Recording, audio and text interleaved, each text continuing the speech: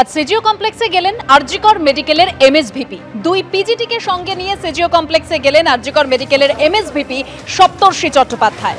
বেশ কিছু নথি জমা দিতে এসেছি জানালেন সপ্তর্ষি চট্টোপাধ্যায়।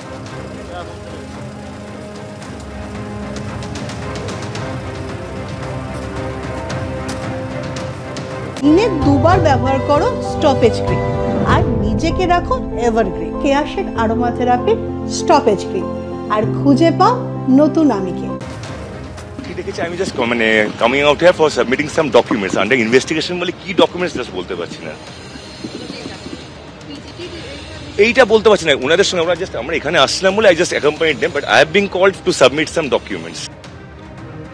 আরজিকর কাণ্ডে এখনো প্রতিবাদ বিক্ষোভ অব্যাহত। আর এবার আরজিকর কাণ্ডে রাজ্য মেডিকেল কাউন্সিলে চিকিৎসকদের বিক্ষোভ। আরজিকর কাণ্ডে সভাপতি সদস্যদের একাংশের জড়িত থাকার অভিযোগ। রাজ্য মেডিকেল কাউন্সিলে বিক্ষোভ, ডেপুটেশন জয়েন্ট ডক্টরস ফোরামের।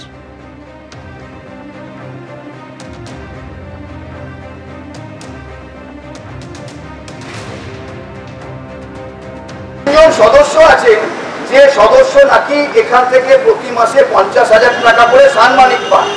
আমরা জানি না তারা কোন নিয়মে এই সাম্মানিকটা পান।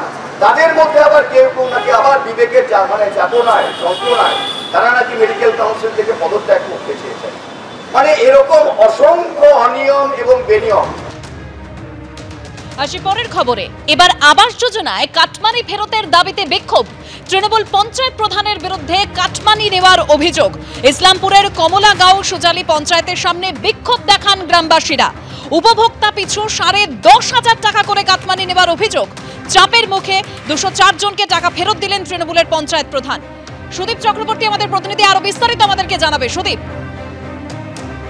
দেখো দোষমিতা, তোমাকে বলি যে গত বছরই পঞ্চায়েত নির্বাচন হয়েছে। সেই পঞ্চায়েত নির্বাচনে এই কমলাগাঁও সুজালি গ্রাম পঞ্চায়েত তৃণমূলে তো করে যায়।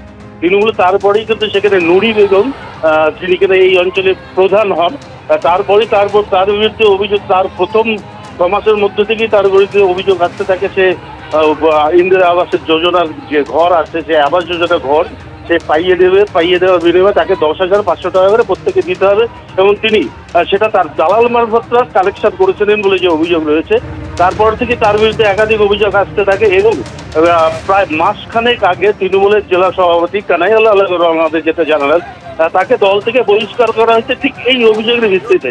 যেহেতু 2.5 বছর না এলে একটা পঞ্চায়েতের প্রধানের বিরুদ্ধে কেউ অনাস্থা আনতে পারে না, তার ফলে সে প্রধান পদে কিন্তু সে এখনো নিযুক্ত রয়েছে এবং পাবলিকের চাপে এবং প্রশাসনের চাপে সে কিন্তু আজ পুলিশ প্রহারায় এসে তিনি পঞ্চায়েত অফিসে বসে তিনি কিন্তু প্রায় 204 জনের তার যে 10,500 করে নিয়েছিলেন সেটা ফিরে দিয়েছেন। বাকিদেরও টাকা দেওয়া হবে বলে তিনি জানিয়েছেন। ধন্যবাদ সুদীপ।